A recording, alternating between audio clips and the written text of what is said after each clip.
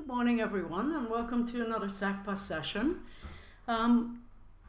SACPA acknowledges that this event takes place on the lands of the Blackfoot people in the Métis Nation of Alberta Region 3, and we pay respects to their past, present, and future cultural heritages, beliefs, and relationships to the land. In view of the recent news, SACPA pays respect to the 215 Indigenous children found in unmarked graves at the residential school in Kamloops. SACPA is very thankful for the continuing support we receive from the University of Lethbridge, Shaw Spotlight, and the Lethbridge Herald. We are also very happy to introduce Markham Hislop. Thank you very much for being with us today, Markham, on the topic of Alberta's War Room and the Steve Allan Inquiry, Worth the Money or Millions Wasted. Markham Hislop is an energy journalist and a publisher for Energy News. Hislop uses a technology adoption model of his own design to analyze and report upon all the facets of the energy industry, from oil and gas to UVs and renewables.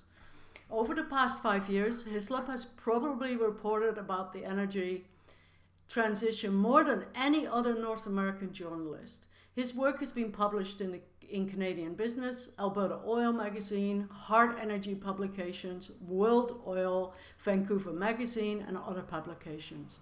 Hislop's most recent book is The New Alberta Advantage, Technology, Policy, and the Future of the Oil Sands. Thank you very much for joining us, and we look forward to your talk. Well, thank you for those kind words, Annalise, and thank you to SACPA for having me back. You graciously invited me to speak back in the days when we could get together. In April of 2019, I came and talked about my book and met many wonderful people and had a very, very pleasant time. So I'm very happy to be back. So today I'm going to talk about the War Room and the Steve Allan Inquiry. And I want to start off by saying this is a really complex story. It's an onion with a lot of layers. I only have 30 minutes. I'll do my very best to peel back as many of those layers as I can, but I'm not going to get to them all, and I'm not going to get to them all in detail. So I'll do my best to provide more information during the Q&A. And I want to start off by talking about we'll talk about the War Room first. So the War Room was designed, it was intended to respond to misinformation about Alberta's oil and gas and pipeline industries. And so the idea is it would be rapid response. And this came out of the 2019 election campaign, and I'll explain the background to that in just a moment. But Premier Jason Kenney promised that there would be, any time that anyone said anything, incorrect or critical about Alberta oil and gas, the War Room would immediately, leap into the fray and correct that information. So big emphasis on social media. So it was created 2 years ago, and here I want to give you some of the background to, their rapid response capability. So I looked this morning, and as of today, they have 7,174 Twitter followers. Well, I have 11,000. So this is an organization that has a $30 million a year budget, and over the past 2 years, they haven't been able to attract as many Twitter followers as I do as an individual. They have 162 YouTube subscribers. Energy Media has over 2,000. They have 54,000 likes on Facebook, which is actually not bad. I was impressed by that number, but they have very low engagement. Only a few people or a handful of people are commenting on these the stories and information that they post. So it's really the takeaway from this is that essentially the Energy War Room, aka the Canadian Energy Centre, is really preaching to the choir. There's no evidence that it has done any of the things that it was promised it would do, and nor has it. There's no evidence that it has moved Canadian public opinion or public opinion outside of Alberta in favor of oil and gas. And part of this is because it's really had, right out of the gate, numerous controversies that have damaged its credibility. So, for instance, the logo debacle. Many of you will remember that the first logo was a contravened trademark. It was somebody else that already had the exact same logo. They basically the War Room copied that logo. So then they said, okay, fine, we'll make another logo, and they copied it a second time. Somebody else's a second time, and so they had to come up with a third logo, and this made national news, and it really kind of made the War Room a bit of a laughing stock. And then there have been other things, like, for instance, early on, they hired a lot of ex-journalists, some from the Calgary Herald, for instance, and Tom Olson, who heads it up, is a former Calgary Herald columnist. And one of the things they did is they would contact sources and try to do a news-like story, and they would pass themselves off as journalists and not say who they were with, which is really unethical. And that, of course, was revealed and came out, and it was just one more instance of the War Room, lack of credibility.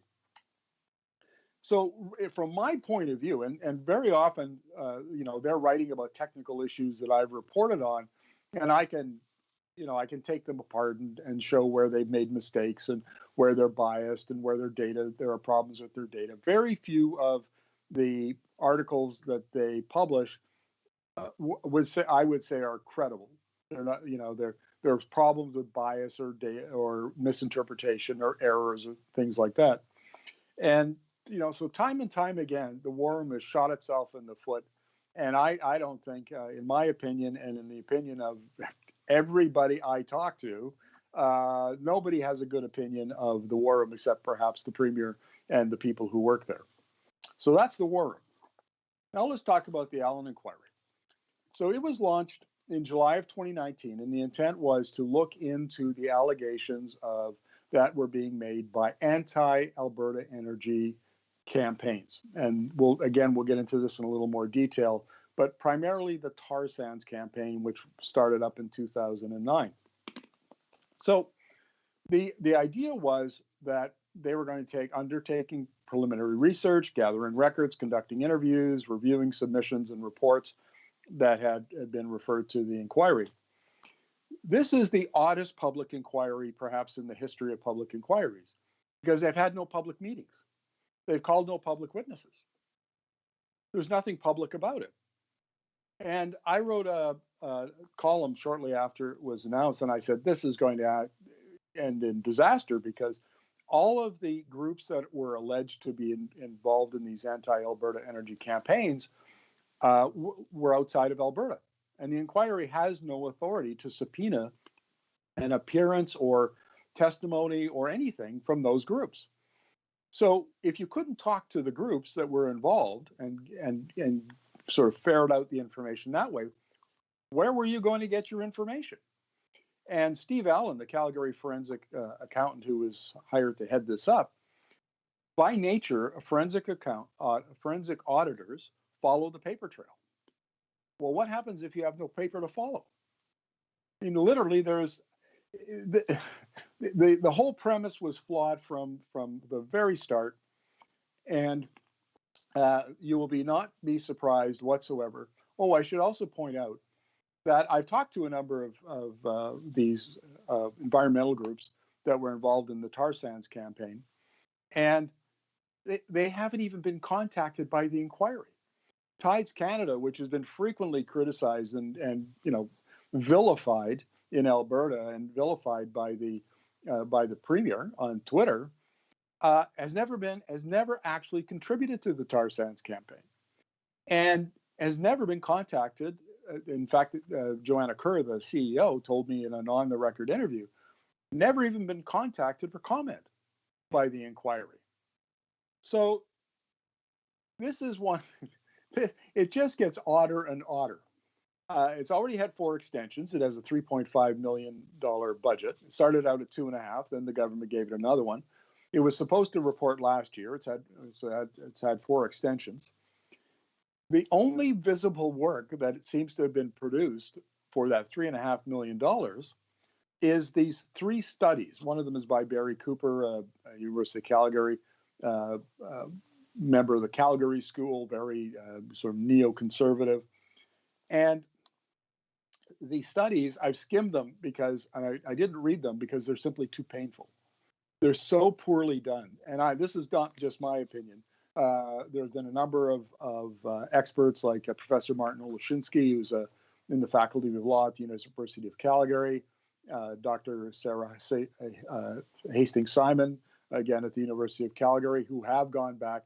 And these are atrociously poorly written documents. So, for instance, the one who was written by, I forget her name, just off the top of my head, she's a doctor of education, I think. Or no, she has a degree in history. And it's full of references to neo-Marxist conspiracies and radical eco-terrorism and all of the buzzwords, that are on the far extreme end of the political spectrum, and simply not credible. And they paid really good money. I think the one was, the study I'm referring to cost $53,000 or $28,000, and Dr. Cooper got $6,000 for his, and another group got a lot of money, and this is the sum total of 2 years of work, and they've now they have another extension, and there's speculation that we'll never see the report because there really isn't anything to report. So, what were they studying? And this gets us into the meat of the issue here, which is a researcher whose name you probably have heard, which is Vivian Kraus. She's a Vancouver blogger, and she is the one. It's her. I'm going to research, but put air quotes around research, that kicked off the foreign-funded activist narrative 10 years ago. And by Vivian's own account, what she did is she was working for salmon farms at that time in British Columbia. And she was going through U.S. Foundation reports of where they, grants that they were giving. She kept running across these references to the tar sands campaign. Well, that piqued her interest, and so she went back and she did an exhaustive study, of how much money was given to this tar sands campaign. And what she found that it was $40 million over the course of 10 years. And so she began writing, and I should say that the Post media papers, in particular the National Post and the Financial Post, have given her lots and lots of exposure for her op-eds, and where she articulated this conspiracy narrative that U.S. foundations were actively attacking the Alberta oil sands and the pipeline projects, and it was a campaign that they had cooked up, and then they had recruited Canadian environmental groups and First Nations and communities and so on, and they were essentially attacking the basis of the Alberta economy. And I should also point out that her work was used as the basis of Prime Minister Stephen Harper's audits, CRA audits on the charities that were involved in these things, including some that were just alleged, like, again, Tides Canada. It cost them, Joanna Kerr told me, it cost them $1 million and over a number of years to respond to these audits, and they found nothing. And nobody's charitable status has been revoked as a result of these. And I haven't spent a lot of time on this, but I was very lucky enough to be contacted by an audit manager in CRA, and they've requested anonymity, so I can't share their identity. But this person managed one of the teams doing the audits, and so I asked them, well, look, did you review Vivian Kraus's work on this? And he said, yeah, we did, and we dismissed it. It was bad, and there was nothing there. She didn't understand the issues involved, and her research was shoddy, and so they just put it aside and went on and did the audit, the regular audit. And that's basically that vignette, a little anecdote is a good way to describe all of Vivian's research. So I want to talk about why she has become the poster child for this foreign-funded activist narrative that resulted in the War Room and in the Allan Inquiry. So she had this little burst of fame in 2012, 2013, 2014, because of the audits, and then that died down. But around 2017, there was a movement within the oil industry. There was basically I call it a civil war. It was very quiet and fought in, boardrooms and so on. But here's what happened.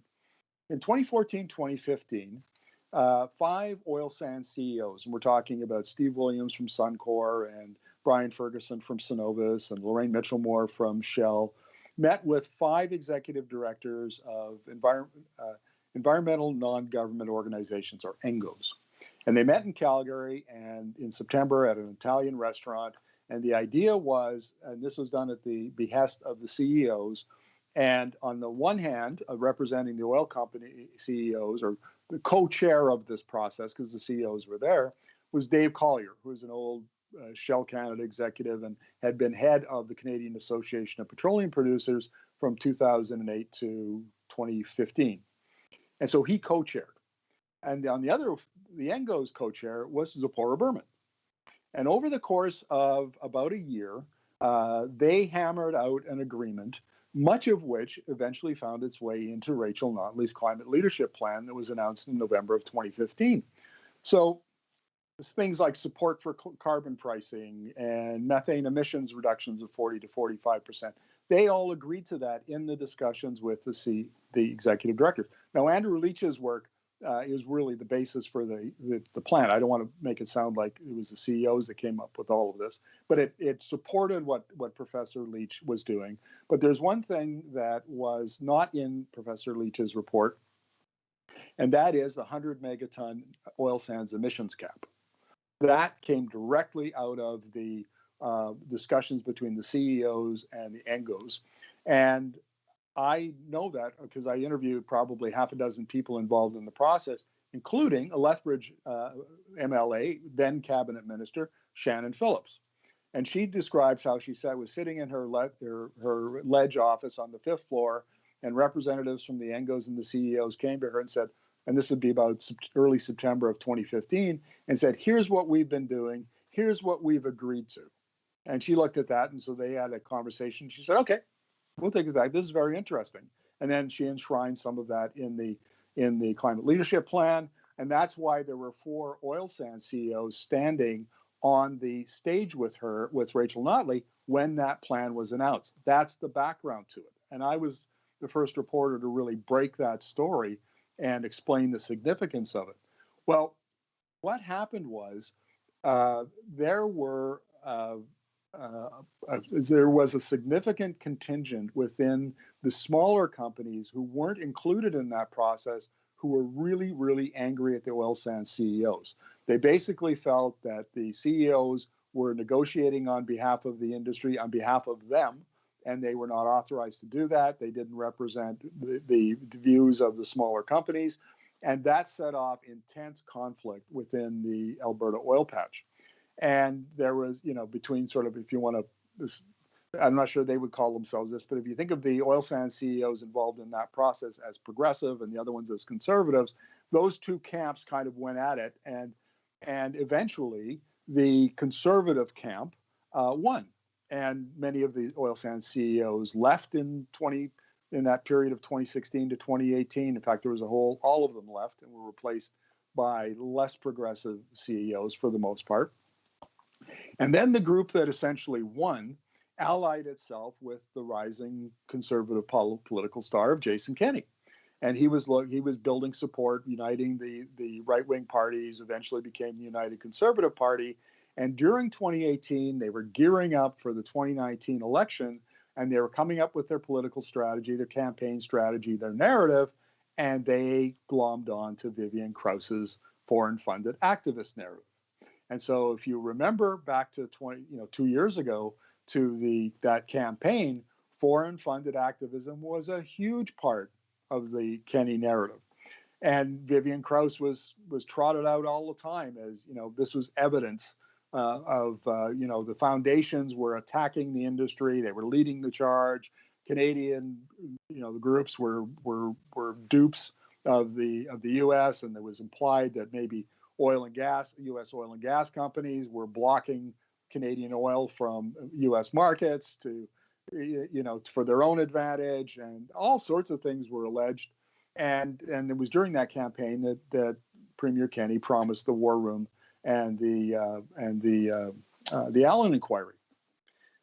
Well, this is not really surprising because Jason Kenney describes himself as a populist politician, and populists basically their approach is that the people that they want to represent are under attack.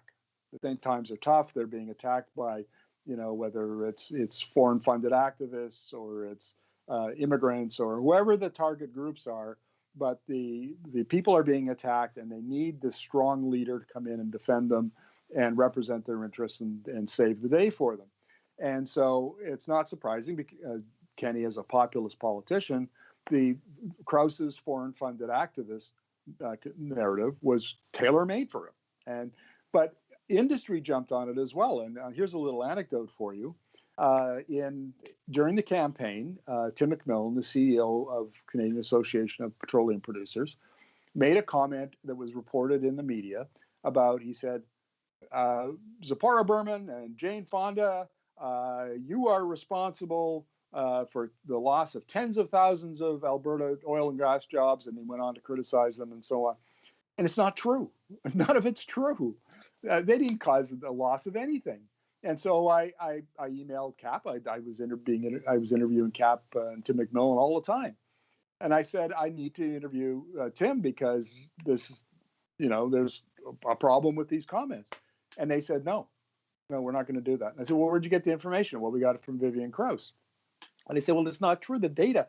And then I gave them a bunch of data, and I said, here's the data that contradicts what Tim said. I mean, he should, if he says it in public during an election campaign, he should back it up. He should explain it. He has an obligation to do that.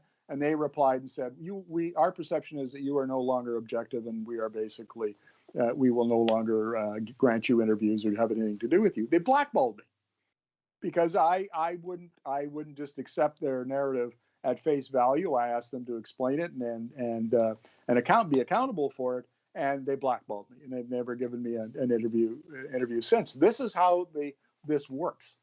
Okay, and so using that as a jumping off point, let's talk about Vivian Kraus's allegations, because this is, before we get into that, and this is relevant to the comment about, the tar sands campaign and so on causing all of these job losses and damage to the economy, Alberta economy. During the period the tar sands campaign was active, which is roughly 2009 to 2019, the oil sands production doubled from 1.5 million barrels a day to 3 million barrels a day. And in 2016, Prime Minister Trudeau approved 2 pipelines, Trans Mountain Expansion and Line 3, which together amounted to 900,000 barrels a day of shipping capacity. And then in 2017, when then President Donald Trump reapproved the presidential permit for Keystone XL, the Trudeau government let the Canadian approval stand. And that added another 830,000 barrels a day of potential shipping capacity. So the 3 pipelines together represent almost 1.8 million barrels of new shipping capacity that was approved by government.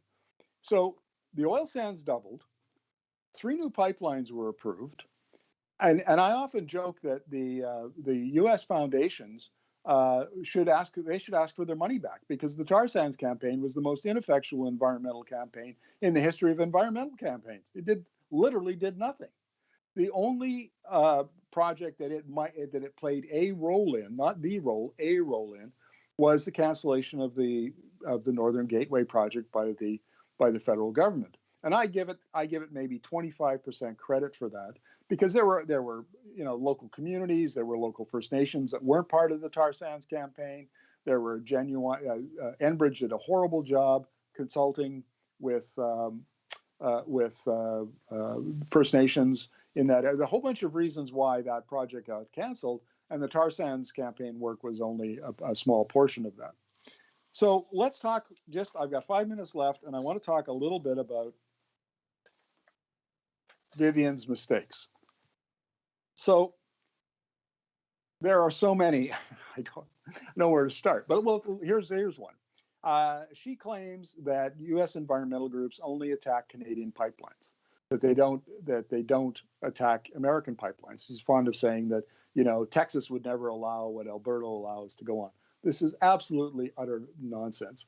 The American pipelines that cross state lines are challenged all the time. The Americans have the I think it's National Environmental Regulatory Act, NEPA, which allows legal challenges to these approvals, project approvals, making sure that they cross T's and dotted I's. And so environmental groups go to court all the time, challenging pipelines that cross borders and slowing them down. In some cases, they get canceled. In Texas is the one state has 590 kilometers of coastline on the Gulf Coast. And so when it builds a pipeline, it doesn't build it through New Mexico or Oklahoma. It builds it to its own coast. And it's like Alberta. What happens inside the state, it gets approved by the state regulator, not the federal regulator. So it can build as many pipelines to the coast as it wants. So Vivian just simply doesn't understand the industry and doesn't bother to do any research she just, stuff off the top of her head. I don't know where it comes from. It's just completely untrue. Here's another thing. Sandy Garrisino did some work in the 2020 National Observer. Great article. Well, check it. Check it out if you can, because where I concentrated I should mention, I can't believe I didn't mention this. In May of 2019, I interviewed 15 ENGOs and 3 experts, and I published a 9,000 word debunking of Vivian Kraus. And that essentially started the critical analysis of Vivian's work. Roughly a year later, Sandy Garrisino published a piece where I concentrated on the ENGO side of the campaign. She concentrated on the finance, and she explained how these charities work, how foundations work, how money flows internationally, all of that, and put great content and explain how Vivian doesn't understand how any of that works. And Vivian, because she's a nutritionist by training, she's not a very good researcher. I'm fond of saying that her work wouldn't pass. If it was submitted as a grade 10 civics essay, it would fail. So she makes all kinds of mistakes on that side too, and Sandy can explain the finances far better than I. And I would suggest you read her work as well. So that's where all of these things fed into this sense of Alberta being under attack. And remember what happened in 2014, 2015. We had the big oil price drop, and it was 2015, 2016 were really tough times. And then there were problems with pipelines, and it seemed like Alberta was just forever, that never got its feet back under it. And I think people were hurting, and they were really susceptible to Vivian's narrative, and the government, so Kenney and the UCP picked that up, incorporated it into their narrative. And if they had just stopped there, win the election, leave the war room and the Allan Inquiry, but they followed through in their promises, and the war room's been a disaster, just the implementation and for a whole bunch of reasons that I talked about earlier. And the Allan Inquiry did exactly what I predicted in a 2019 column. It found nothing because there was nothing there. What Vivian has produced is essentially all there is. And it was totally unnecessary. And what you're seeing, for the reason for the delays and so on, is basically forensic accountant Steve Allen realizing he's in over his head.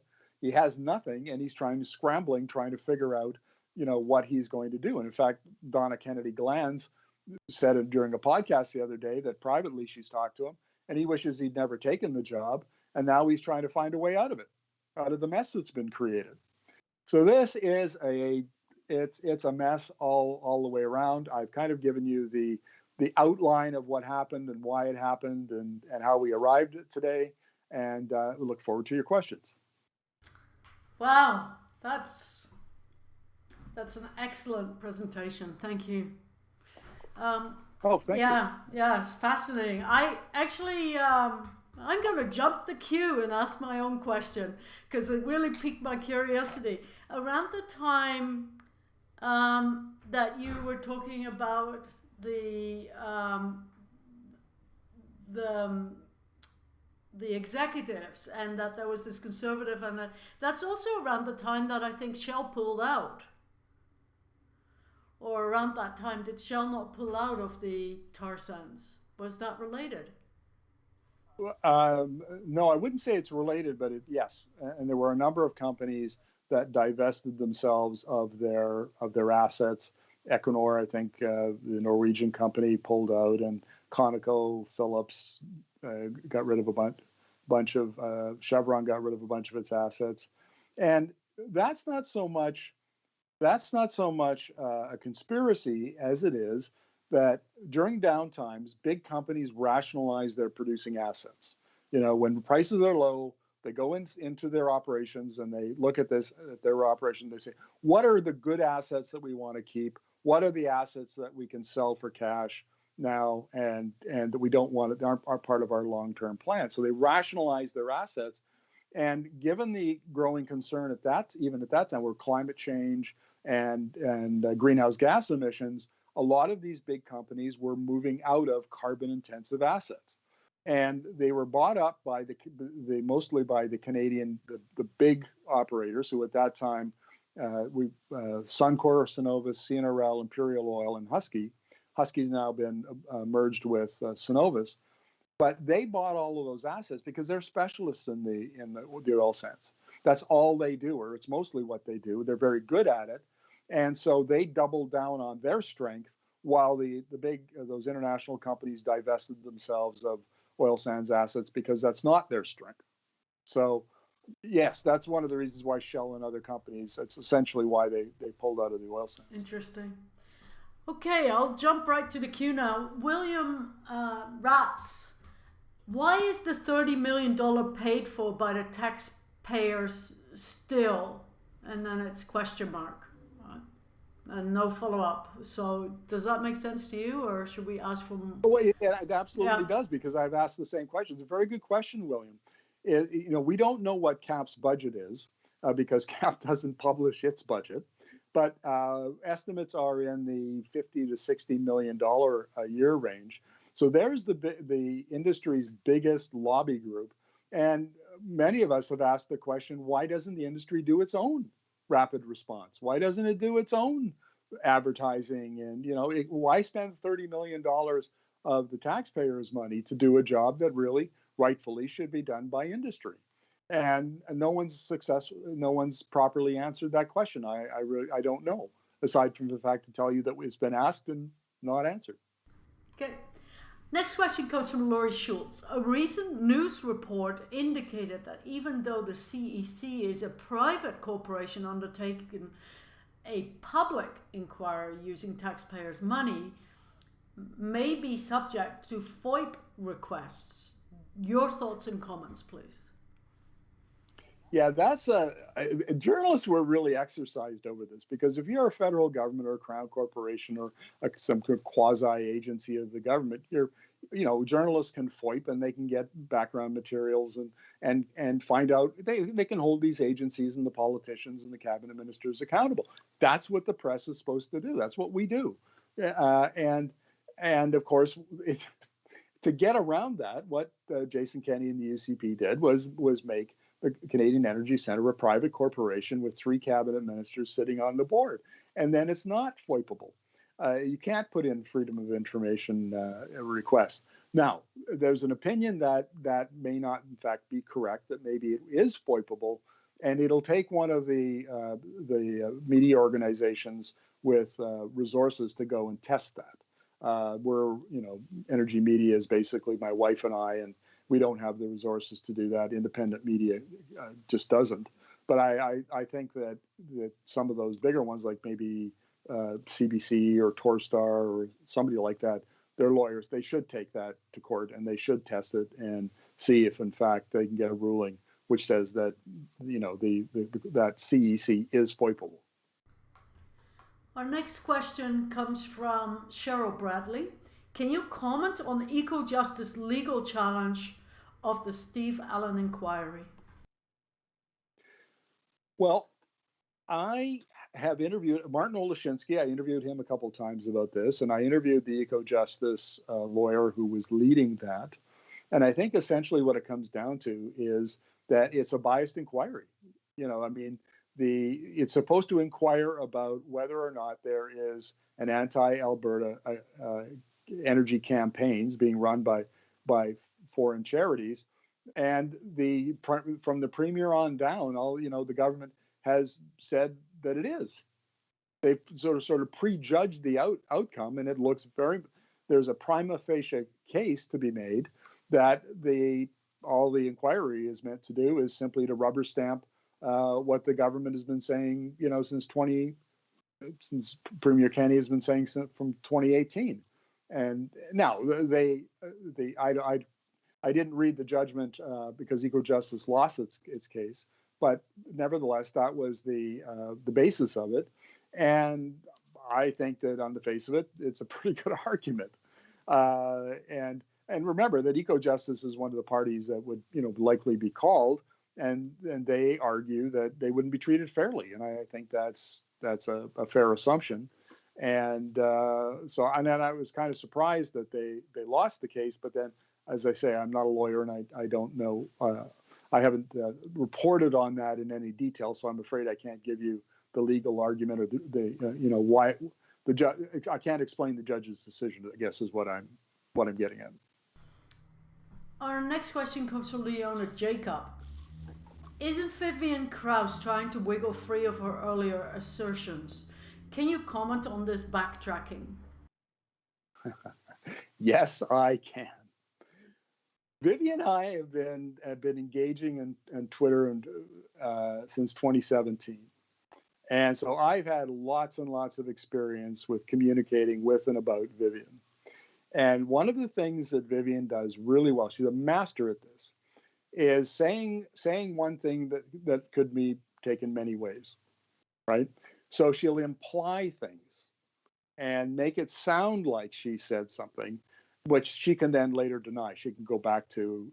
So, for instance, I think the one that the questioner is referring to is this issue of Vivian saying that American oil companies are actually behind the tar sands campaign, and Vivian will point quite correctly, by the way. I mean, she said in her testimony before a 2016 Senate committee, she was asked this question. She said very clearly, there's no evidence for that. So that's what she says when she's appearing before a Senate committee. And of course, she pointed to that transcript as defense, when she was accused of it by Professor Andrew Leach and others. But when you know Vivian's work well enough and you watch her on Twitter and you see other things that she's written on her blog and in her op-eds, she hints at it. And she hints at it strongly enough that if you're inclined that way, that's the conclusion you come to. So she does this over and over and over again. And that's why Professor Leach did a CBC op-ed taking her to task for it, because she has led people to the trough on many of these, mistaken and erroneous, just fallacious ideas, which she now is trying to backtrack from because she can read the writing on the wall. I mean, the Allan Inquiry is in big trouble, and Premier Kenney. I mean, there are many and I'm one of them, who think that Steve Allen's reputation as a forensic auditor is going to be, if not ruined, severely damaged by this, because he undertook this and he's put his name behind it, and he's going to wear the failure of this inquiry. And Premier Kenney is going to take a major hit, and Vivian can see it coming, as the rest of us can, and is desperately trying to put distance between herself and some of that work, some of what's going on. So I think this is basically, Vivian trying to protect herself, because my first debunking in 2019 was the beginning of the end for Vivian Kraus's conspiracy narrative. It just simply doesn't hold up to examination. And while I'm on that topic, the Canadian media should come in for some serious criticism here. They uncritically accepted Vivian's narrative for years and years. You cannot go back and find a CBC or a Globe and Mail or a Toronto Star, any of those. You can't go back and find somebody who went back and tested her, did a critical interview and then backtracked and followed her, and took a critical look at her work. Wendy Mesley at in 2019 did a puffball interview on the National that was cringeworthy. You know, if you knew anything about it, it was just cringeworthy. The softballs that she lobbed Vivian, and it wasn't until I did my piece in 2019 that started the ball rolling. People started to look at her more critically, and then when Sandy's piece came out in 2020, that was the coup de grace. I mean, there was no question at that point in the game. And I should also point out, because Sandy had asked me not to talk about this, and then the Steve Allan inadvertently put it on the record, and so she went on the record. But Steve Allan was going back through backdoor channels to talk to Sandy about her research. So they've had people from the inquiry have had conversations with Sandy about where the money goes, how this all works, the database that Sandy used, all of that. They know that. They won't call her on the record. They won't put her inquiry on the record. In fact, Martin Oleshinsky wrote a letter asking the inquiry to put Sandy's article on the record for the inquiry, and they refused.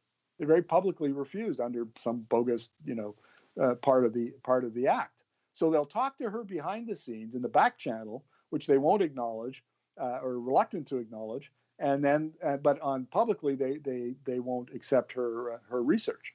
So this is the way the inquiry operates, and it's I don't know if underhanded is not the right word, but it is not public inquiries are done under an act.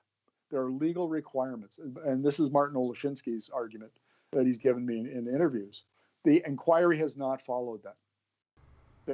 So there are some serious questions that are going to be asked after that final report is, if it's ever issued. And I think there's going to be a reckoning for Mr. Allan and for the Premier. There's a comment here, and I think maybe from Ian Hurdle. Perhaps a good title for the report would be Much Ado About Nothing. Yes, that's exactly right. And here's an irony.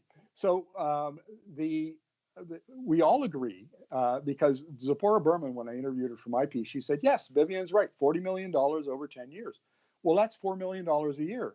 And there were 50 to 100 members in the campaign at any given time. Well, divide 40 million up by 50 to 100 organizations, and it's not a whole lot of money.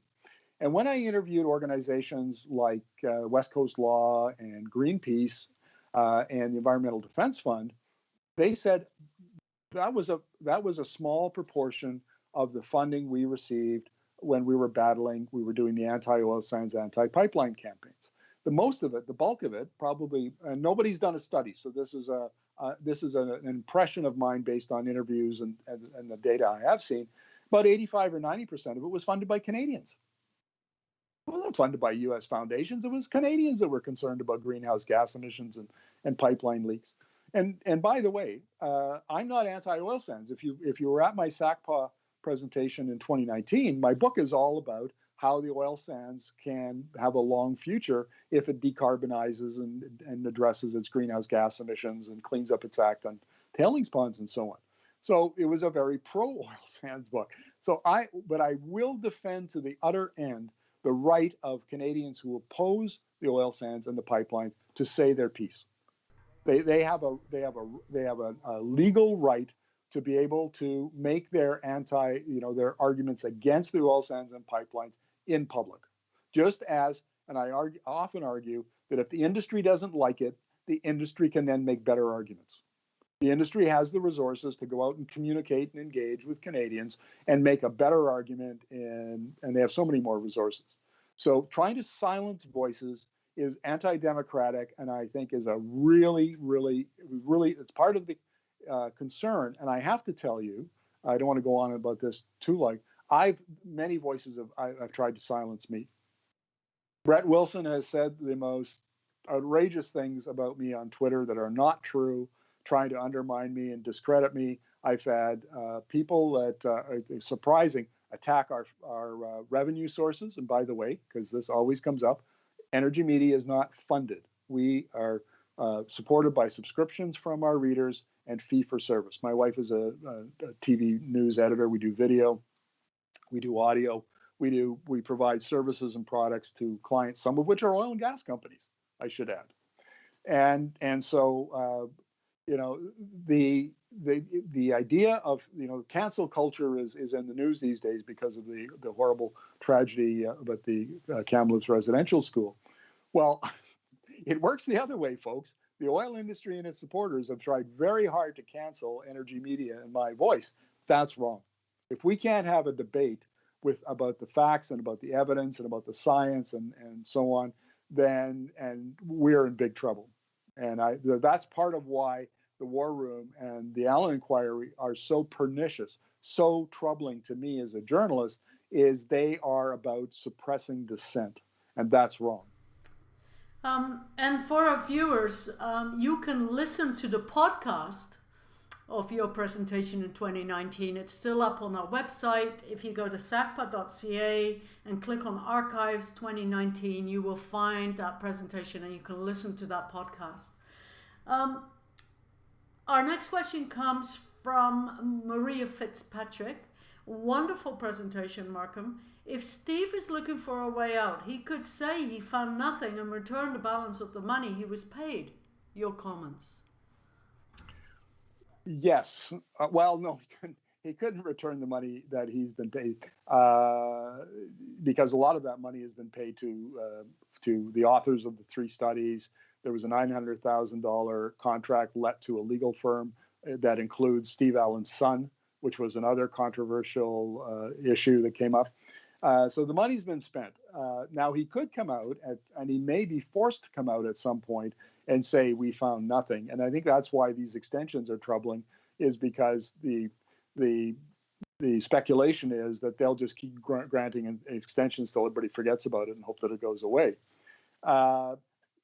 But the other problem is, and this is speculation on my part, I have no evidence for this, but there are, Steve Allen is supposedly connected through political circles to the UCP and Conservatives, and I think there's if he came out and basically repudiated Premier Kenney and Premier Kenney's narrative and the whole basis for the inquiry that he agreed to head up, it would be a huge scandal. It might even bring down a government. It would be that big a scandal, and I don't think that, given his inclinations, that's what he wants to do. So it's a quandary for him. It's for him and the government. I mean, this is a dilemma of their own making. They're hoist on their own petard, but nevertheless, sooner or later, the piper has to be paid, and we'll see when that is. Our next question comes from Knut Peterson. Many thanks for your comprehensive presentation, Markham. What are your thoughts on the fact that Jason Kenney keeps doubling down on oil and gas when the world is clearly moving away from such? I have many thoughts about this, and I'll tell you why. When we started Energy Media, we were considered ourselves energy transition journalists. So that means that, and I did my master's thesis in mid-1980s at the University of Saskatchewan on the last energy transition, from horses and steam to the internal combustion engine and cheap petroleum in Saskatchewan farming, 1900 to 1930. So I understand energy transitions, and that's why we report on both the oil and gas industry and also the clean energy and clean technology, because it's a transition from one to the other. It takes 50, 75 years, and you want to explain that transition.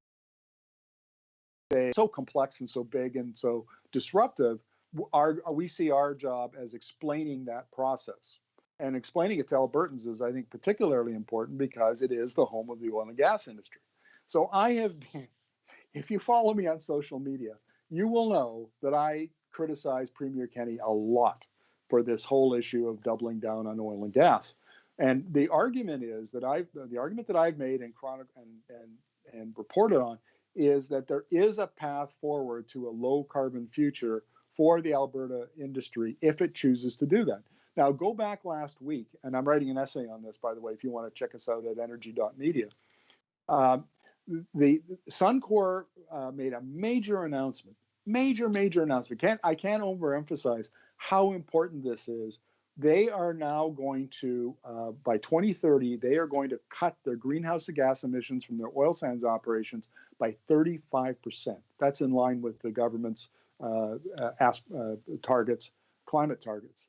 And not only are they going to, they're not going to grow production, they're going to cut emissions, while at the same time lowering their operating costs, their break even, from $35 to $27.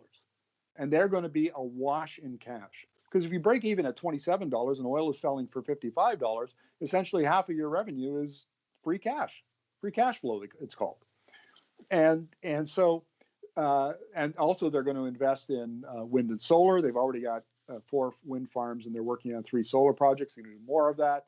They're going to invest in renewable fuels. They've invested in quite a number of clean energy and clean technology startups. So Suncor is showing the way of, and they figure prominently in my book for this very reason. They're showing the way for where the oil and gas industry could go and should go during the 2020s.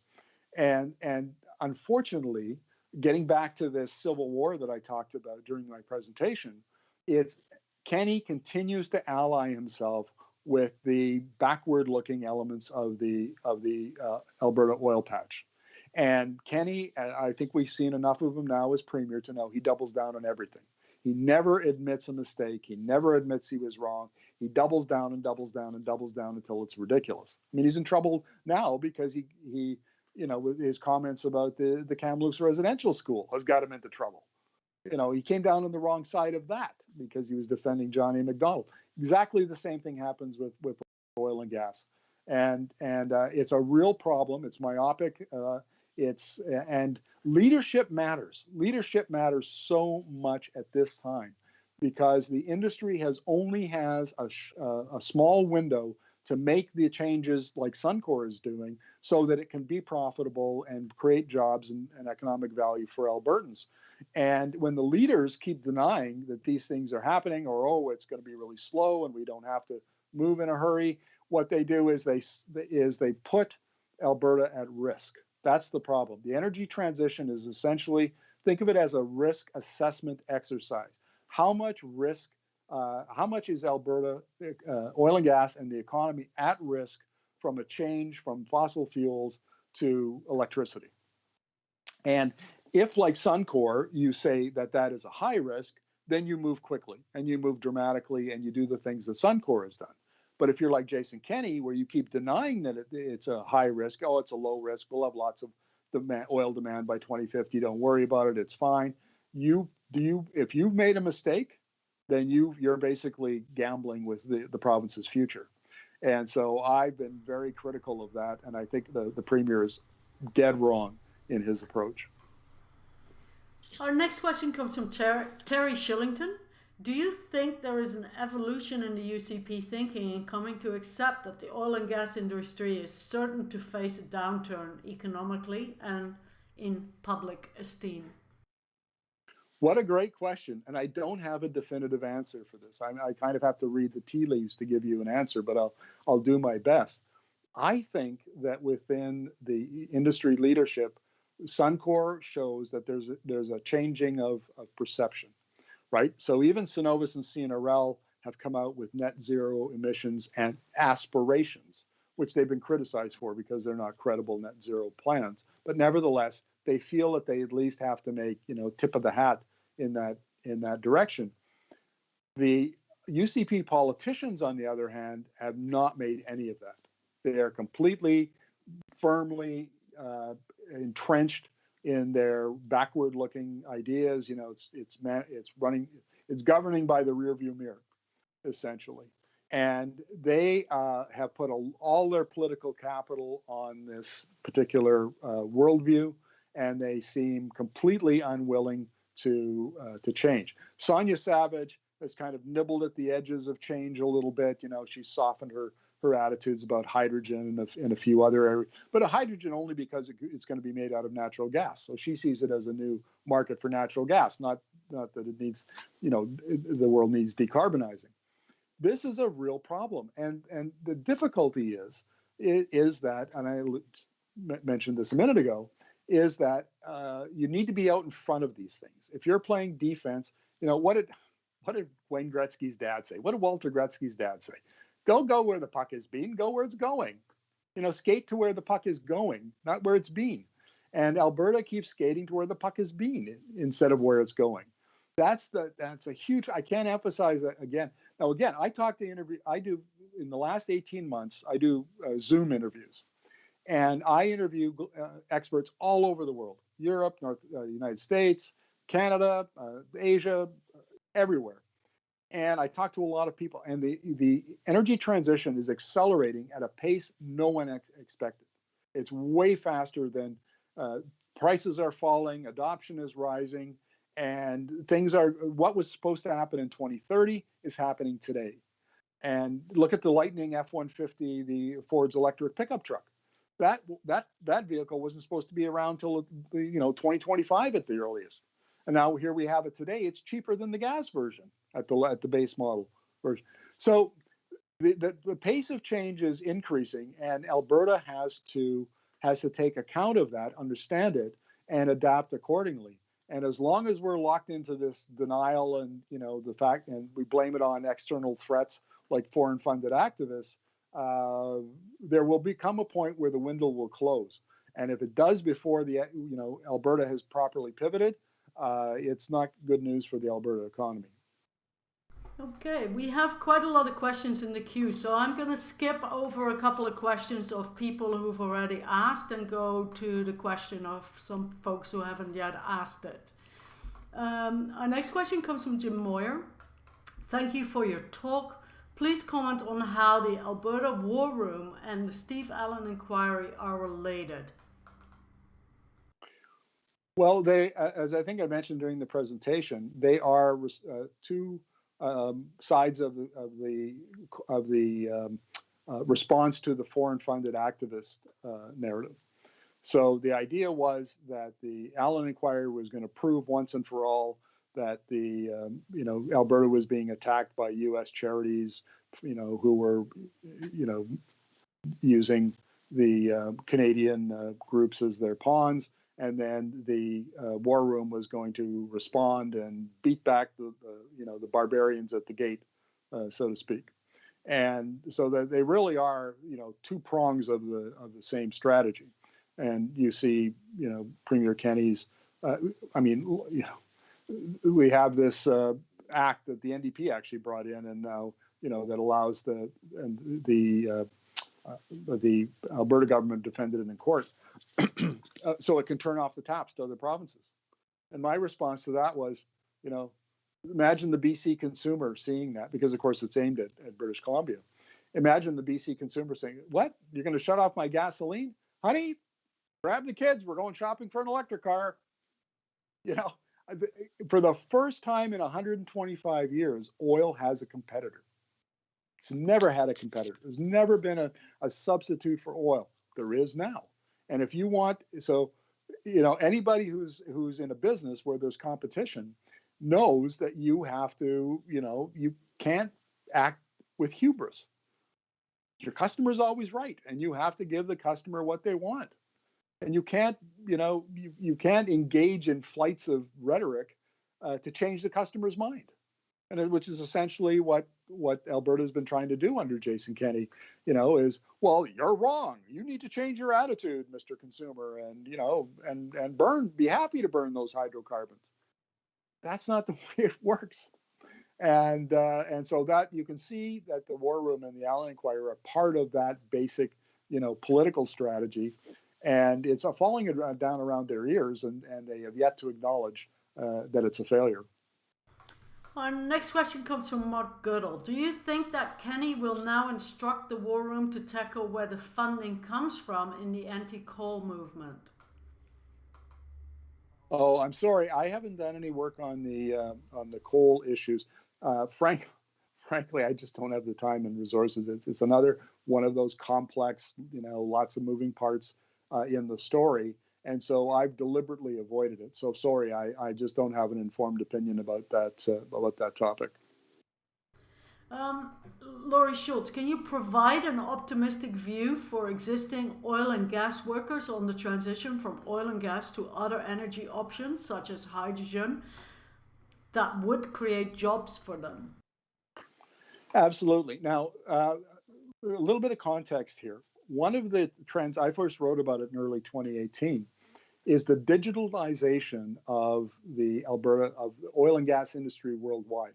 So what's happening is automation, artificial intelligence, big data and analytics, sensors, all of that is combining to basically replace jobs that are repetitive, that are don't require a lot of high skill. So, for instance, I had an expert tell me, if you're in the oil and gas industry and your job is to drive around in a truck, you're doing lots of windshield time, your job's toast.